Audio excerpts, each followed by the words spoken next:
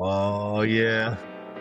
I love Wednesday afternoons. I know it's a little bit later over there. It's Wednesday evenings over there in the UK. But how are you, Gamble? Nice to see you, my man. I'm good, JJ. I'm just getting used to the controls on the Riverside platform. We learn something new every week with it. You know, with technology, it's test, learn, test, learn, test, learn.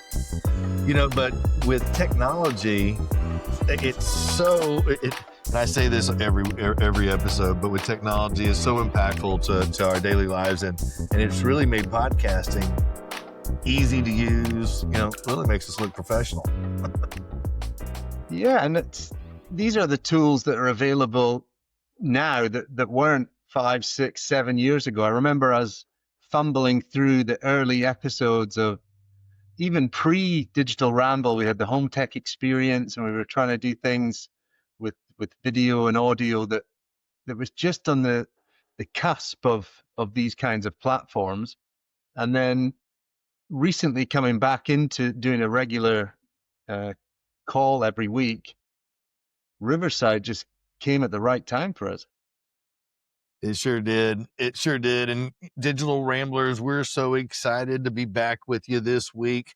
Thank you for joining us for episode 170. We are on the wire-free scene here on episode 175, talking about our scenes that are designed to be afforded. In a sense, let's say you're a renter living in a space and you're a little bit more nomadic in life and you're moving from place to place. That's what we are talking about on this episode of the Digital Ramble. Yeah, there is so much technology that's transportable. You can take from home to home. You can have it, add it in one room, deploy it into multiple rooms. When you choose wire-free tech, you've got that expansion from one speaker to multiple speakers, one camera to multiple cameras, all without running cables, all without any major infrastructure changes, and easily manageable from home to home, all the way down to even having the same Wi-Fi from home to home. On this episode, we are going to be talking about several different manufacturers that fit this particular design scene scheme. We're going to be talking about Philips Hue, Ring, Sonos, Eero, as well as a little bit of Samsung TV for you. Yeah, they're products that we've spoke about before, but we're talking them in a slightly different application here with a big emphasis on the rental market and the retrofit wire-free market. Before we get into it, though, we wanted to do a shout out to a fan of the show, someone that we met at CEDIA and attended our class, and we're greatly appreciative of their support. That's Derek Harrell at Harrell Home Systems. Harold, thanks for joining us and chiming in and sharing with us what you'd like to hear a little bit more about on the Digital Ramble. And we certainly will try to integrate some research and market findings in the sense of where we are with the smart home industry. The other one that I want to talk about, Gamble, something that came out on Facebook that really plays in line with what we're talking about today, is this new group. It's called the Voice Control Collective, and it's a hub where professionals, enthusiasts, and innovators can share knowledge. They can get together and ask some questions and push the boundaries of what's possible with voice control. And there's a lot of good, smart thinkers in that group. And so what we're talking about with all these different devices can be controlled with some aspect or communicated with it in some aspect with some voice control.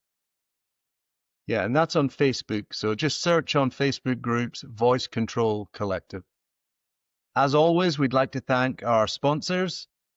There's two of them. I'm one, Chris Gamble from Customized, based in the east of England.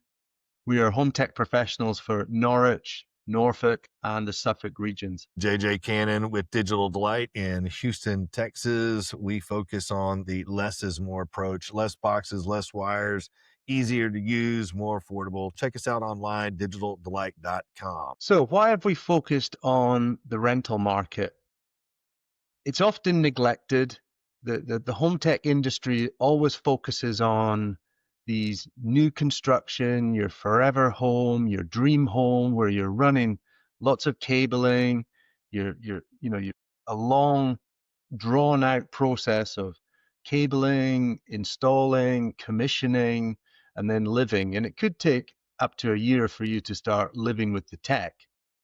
But for the people they have an existing home and they just want to add tech, or they're a renter and they want to add tech without any mess, that's actually such an exciting space where you can target an area of technology and have things up and running in minutes and hours. It's such a fun space to shop in. I love looking at all the gadgets of smart home for that are wire free and quick to deploy. Yeah, Gamble. I hear a lot of people talking about, waiting until they get into their home, like into a house, into their residential property before they delve into smart home. And that's not necessarily the case. And as we discover and explore, this topic of smart living in a rental environment, we're going to explain how you can, with proper design, take these devices and then repurpose them in a home environment. So you're not buying twice, you're just buying smart on the front side.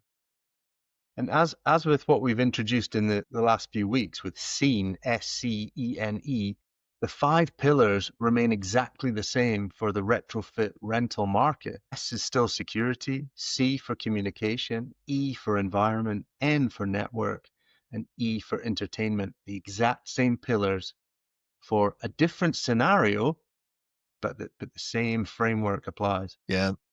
Also, we're going to be focusing on devices that are wireless, things that don't necessarily need to be hardwired to the network. So are very nomadic. You can move them around from space to space or place to place. And so that's going to be very impactful to this design scene when we're discussing this.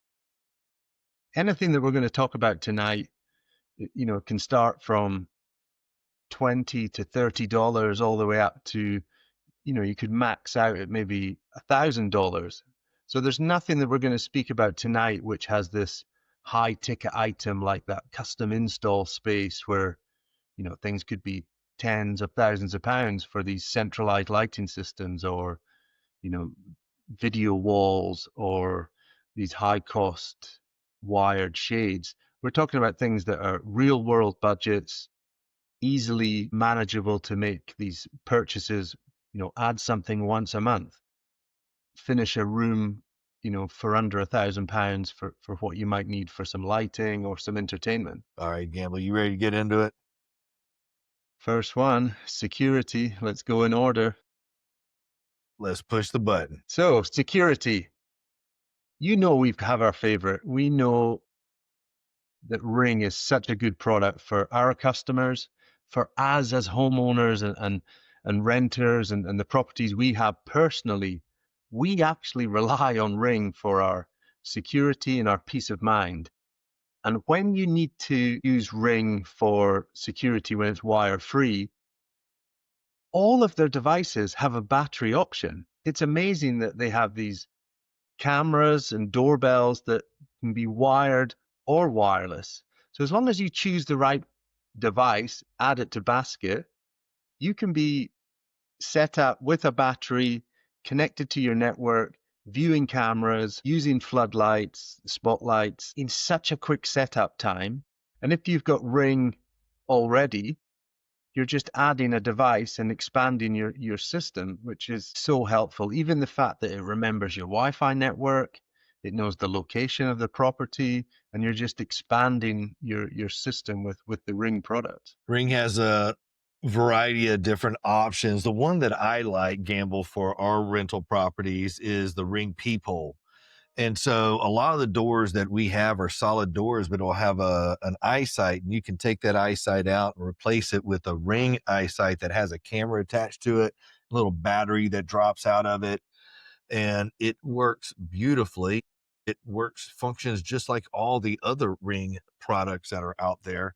High resolution picture quality, alerts, two-way communication with voice.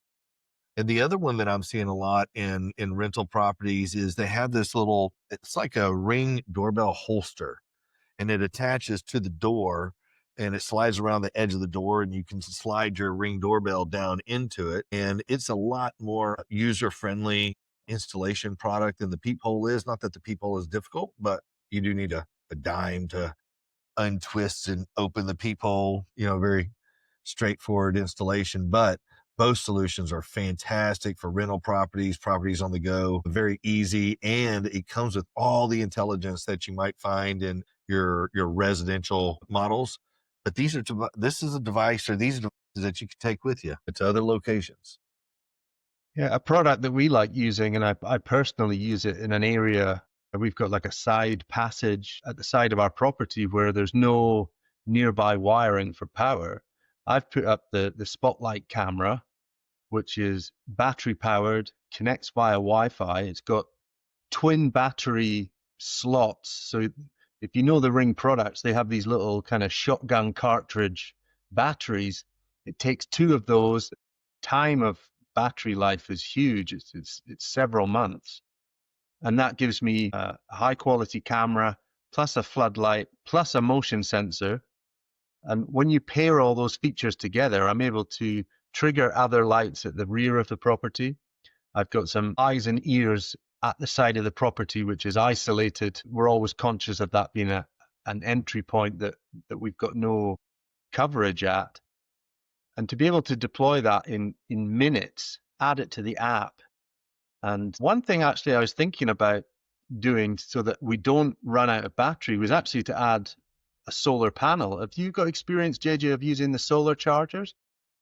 We use solar chargers out on several clients of ours, but I use them personally on my property on a regular basis. And I have a couple of stick-up cameras located around my property with good network, and it keeps our batteries topped off. As long as you go into the solution with fully topped off batteries at 100%, and then attach your solar panel to it, it just kind of keeps filling that shot glass of battery with energy. It works like a champ, man. It is always ideal to have backup batteries. It's not expensive, but to have backup batteries, on the fly when you need them, whenever we're relying on battery and not being hardwired, get an extra couple of batteries. They got these cool little chargers that you can drop them in that know when they're fully charged and kind of turns them on. But it just makes that solution super easy. So yeah, we use solar panels and batteries combination. Yeah, definitely keep an extra battery for that quick swap over when something's telling you it's low on battery. If you can just quickly swap over and have no interruptions. And one thing we highlighted last week, which is a favorite feature of ours with Ring, is their integration with, if you've got a Fire Stick, if you've got a Samsung Smart TV, if someone presses the doorbell, it comes up like picture in picture, mini picture. Or you can use the app to view like a mission control all your cameras across multiple properties. You're able to see them and assess the situation indoors and outdoors. It's a fantastic feature. Gamble, normally we go to communication next if we're going to stay in the scene uh, acronym. But I'd like to, before we go to communication, I'd like to hit up I'd like to hit up entertainment first, because with the entertainment, it's going to go into the communication. And there was some pretty exciting news announced uh, about a week and a half ago in regards to communication. But, whenever you're building this scene, it's important to build appropriately and design appropriately and with an understanding. And a home tech pro is really where this comes into play, and having a partner in designing and understanding what you're trying to accomplish, and maybe where your vision of where you want to go with your system, in the sense of, my home, my next home. We can really have some forward design thinking in putting this together. But in the entertainment, we talk a lot about Sonos as our audio for our solution. And a renter space, it's so user friendly because they have a variety of options to choose from. And you can get a speaker that is on a stand, or you can put on a tabletop, or we have a couple of clients that just want it under a piece of furniture, let's say their sofa or under the bed. You could do that. You can also do your sound bar and things of that nature, but they're plug and play or unplug and replug and play once they're set up. It's a super nice, user friendly device that is of quality sound and ease of use. Yeah, and that's not just for music. You can, improve the sound of your TV. That could just be the introduction of a sound bar. But once you've caught the bug, you're adding a subwoofer, you're adding rear surrounds. They can go on some nice stands. Everything just needs a power outlet, connects to your robust Wi-Fi, even can create its own Wi-Fi mesh network to bond all the products together. Is literally unplug and move with you when you move. Reconnect it at the next property. And we'll talk about network later. I'm a big fan of you having your own Wi-Fi system that goes with you from house to house. There's a big reason for that. The speed of getting up and running. But one method that's so effortless, really, and it's become more effortless with what we're going to talk about, is controlling your music with your voice. It's such a kind of natural way to ask, rather than search and type in, ask for that song, ask for that type of music. And for a long time, there was only, the main choices were your Amazon, and your Google voice assistants. But we know the Sonos speakers, they have their own microphone. And recently they launched their own voice service. We're talking about controlling not just Sonos with Sonos Voice, but third parties as well. And they've just launched the first third party integration. Yeah, man, they got their first third party integration device and it's directly out of Sonos Voice to the device. And that device is the Philips Hue hub. And so my understanding is that you're able to talk through Sonos Voice. And so Sonos Voice is unique. It's not Alexa, it's not Google, it's Sonos's own technology that they have created. And they've been using it to dial up music. And so if you want to listen to music, you can say, "Hey Sonos, let's play some Johnny Cash," or different artists along the different artists. But now they've come out to where they developed it to work with third party devices, and the first one is the Philips Hue. Pretty excited about that. Yeah, I really think this is going to be the first of many. But lighting with voice is such a good fit because you can be specific to just a light. You can recall a scene. But what's cool with Philips Hue, you can ask for a color. And that's where, the problem with this episode today, we've got such a crossover and overlap. These products, because they work so nicely together with environment, communication, entertainment, we're painting a picture all the way through that these products interweave in and out of each other so that you're using your entertainment system to speak to your lighting system. You're using your lighting system to make changes to the environment.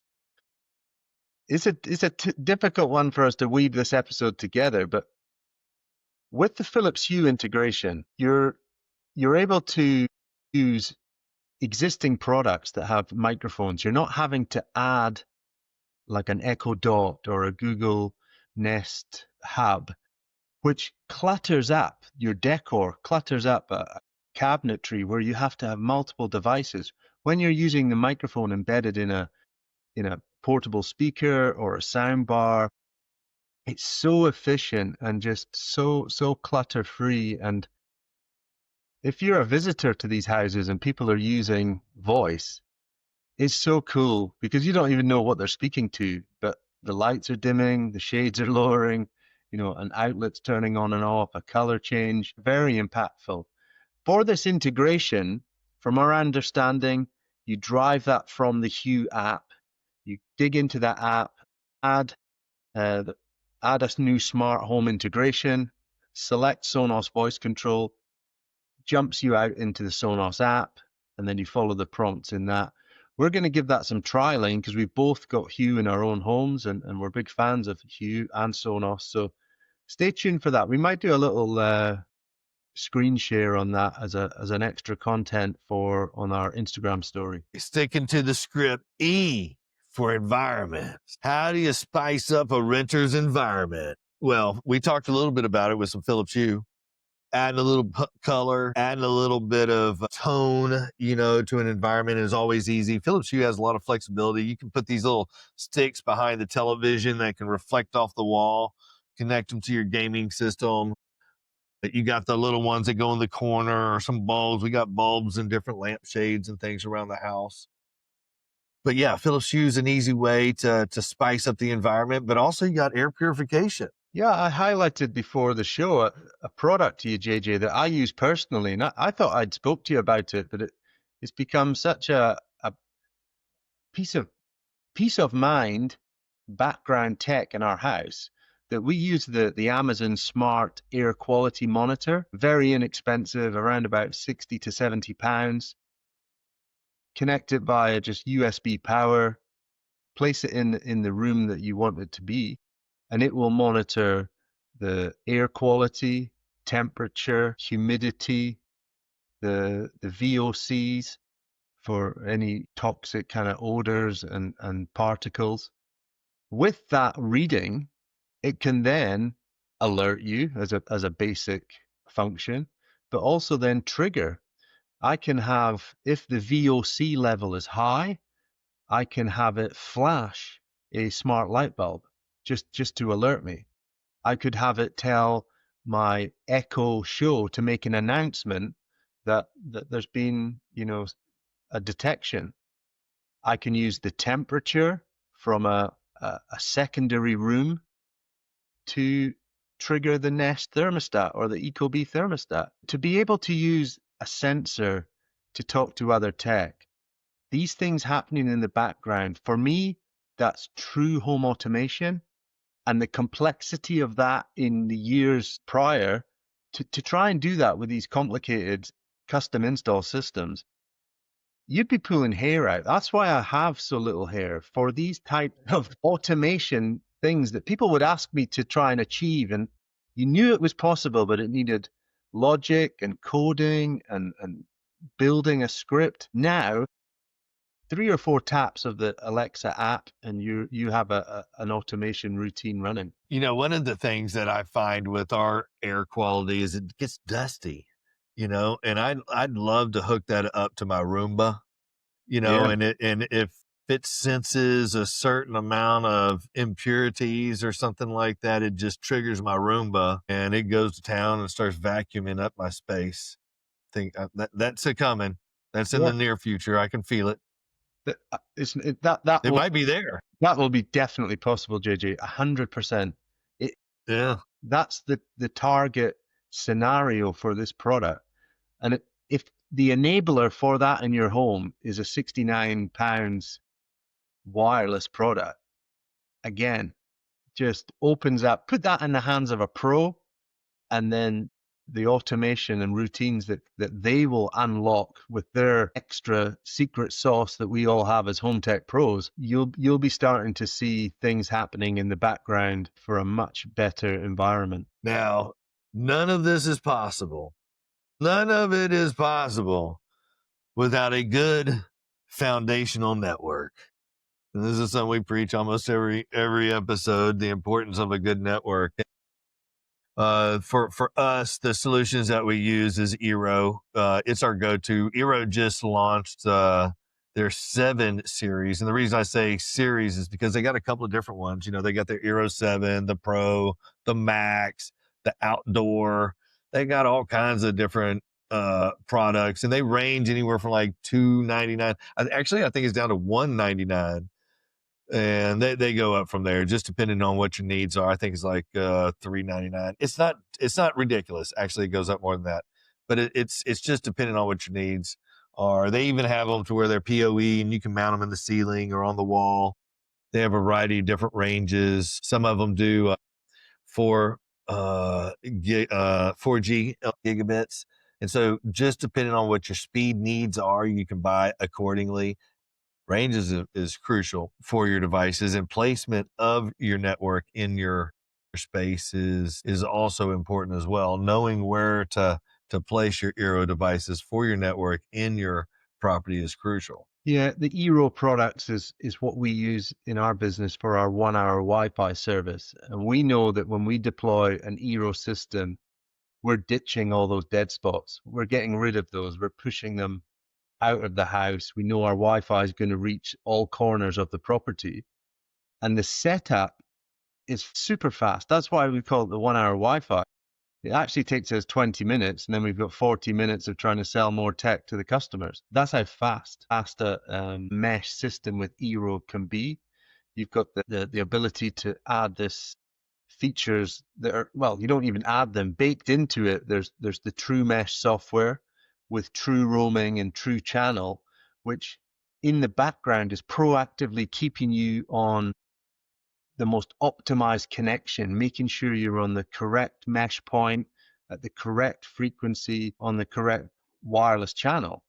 All that's happening in the background. Again, the complexity of that in the past with pro Wi-Fi systems, a lot of installer intervention. Now you're working with a system that's doing all this in the background and keeping you connected at the best speed at all times. Here's a quick tip. Renters sometimes are like, the router that I get from my internet service provider is strong enough. I get Wi-Fi across my entire property. Why do I need to invest it in a mesh point like in an Eero right now? Like, what is the benefit of doing that now?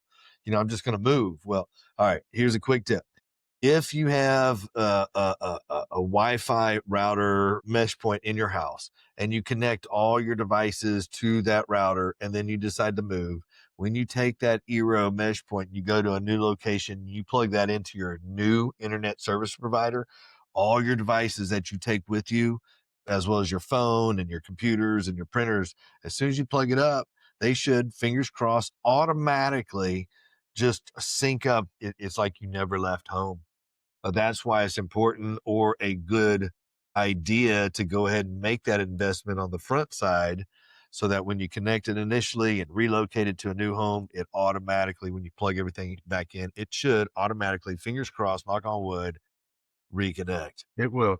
One thing on the flip side of that, if you have your established Eero mesh system in place, if you change your internet service provider from Verizon to Starlink, from British Telecom to Sky TV broadband, the incoming internet, it can change as much as it wants, but your mesh system is consistent with your main network, your guest network, your kids' profiles, your schedules that you've got set up, and your firewall. All that remains the same. So yes, when you move it, but also if you change provider, there's no bumps in the road. And the SSID, which is the Wi-Fi name that's broadcast, stays the same. And your password stays the same. And you don't have to reset that on all your devices, which is very costly, in the sense of trying to reestablish that new Wi-Fi connection. It's painful. It allows a lot of that pain to be taken away if you use that simple step. I mean, and it's not an expensive one. It's just a step that needs to be taken and part of part of the scene design. All right, entertainment gamble. We talked a little bit about Sonos speakers and in their new voice communication area that they are, but and how they can be used in the scene. But also it is I like to talk about TVs and Samsung TVs in particular. And we use Samsung frame televisions in so many applications, and particularly in rental applications, because the spaces are sometimes small. They're a little bit more intimate. It's more of an open environment where the TV is located, where it's a common area. And a Samsung frame TV is perfect for that, because you can display family images, artwork. You can subscribe to different museums and see the latest and greatest in artwork, or some of the greatest pieces of artwork that are available to the connoisseurs of art. But it's ease of access, and then it falls right in line with security, and it works beautifully with security. And that's why designing accordingly in the scene scheme is important. Security. Talk about the security aspect of a gamble. Well, it's just one of many apps. And if you're able to integrate your security system into an app on your television and view it through that large screen, that you get doorbell alerts when there's a delivery. You can see multiple cameras from one spot. That you don't have to have the app on your phone. Anybody that's comfortable with using the TV interface can go to the Ring app without having to have it on their phone or tablet. Your device might be in another room, but you've still got viewing and alerts from your doorbell on your smart television. And that's one of many apps. That's why your Samsung Smart TV is the aggregator of all your content, where you've got YouTube, Netflix, Prime, all your catch-up TV apps, moving to that input zero. Again, as a renter, you don't need to be committing to having cable boxes or having disc players, even games consoles.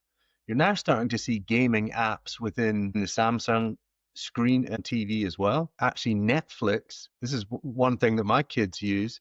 Netflix has games where you use your smartphone as the controller, and it pairs up via the Wi-Fi, and you rotate your phone into landscape, and then it's got up, down, left, right, A, B, and you can play some retro games and some really cool new games like puzzles and shoot up games and all sorts of things. So Netflix as a games console, I can see that platform really getting some money thrown behind it. And again, the input, the external box being phased out as we get faster internet, better processing speeds on our TVs and refresh rates on our screens. Will we need these consoles for the kind of the more basic games where you can just stream them without needing a powerful console? And integrating the Sonos with the television, and just like you were saying earlier, adding that extra depth of vibe to whether what you're watching or what you're listening to adds a lot of value to your investment there in your space. That, when you're home, when you're resting, when you're recovering from your hard day, you just want to go home and watch.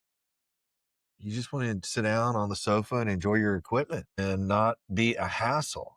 And that's why communicating with your devices using voice control is very easy.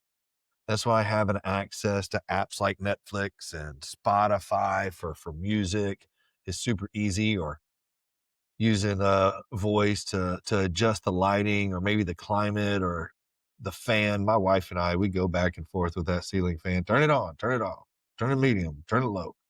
But just having access and ease of use, and then being secure, in your environment, and being able to pull up, those cameras on the television, or the lights being able to flicker if you have a motion that's set to the triggers. That's what setting the scene correctly can do for you. But for the room where you have the TV, the sound system, that's that's the room where you'll probably maximize the technology the most, because you can issue voice commands through the smart speaker. It could be through the Beam or the Arc or the Eero 100s. It will receive your voice command to adjust the light in the room. If you see something on the camera, the doorbell, you can ask the voice assistant to turn on your outside wall lights, your outside porch light.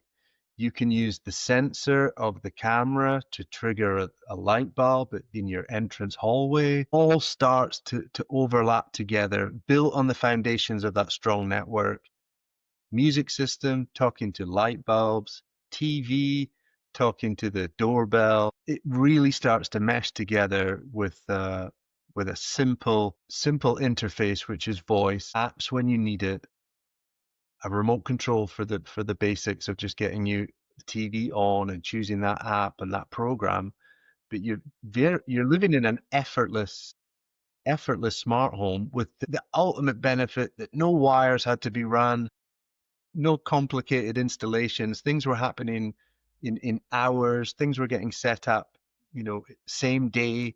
And if you're finding a pro that can offer these services with a speedy appointment, some companies like ourselves, we can do things in the same week. We can have things a deadline within 2 weeks. This will all be done for you. So finding a pro that can execute what would seem like simple tech is actually quite difficult to execute in a speedy manner. And that's where you have to find your qualified home tech pro. Digital Ramblers, thank you for joining us again for this episode of the Digital Ramble. If you want to get in contact with us, hit us up at digitalrambleshow@gmail.com. You can find us on Facebook, on Telegram, and you can also find us on X at digital_ramble. So thank you for tuning in with us on another episode of the Digital Ramble. And until next time, if you don't know, find yourself a home tech pro.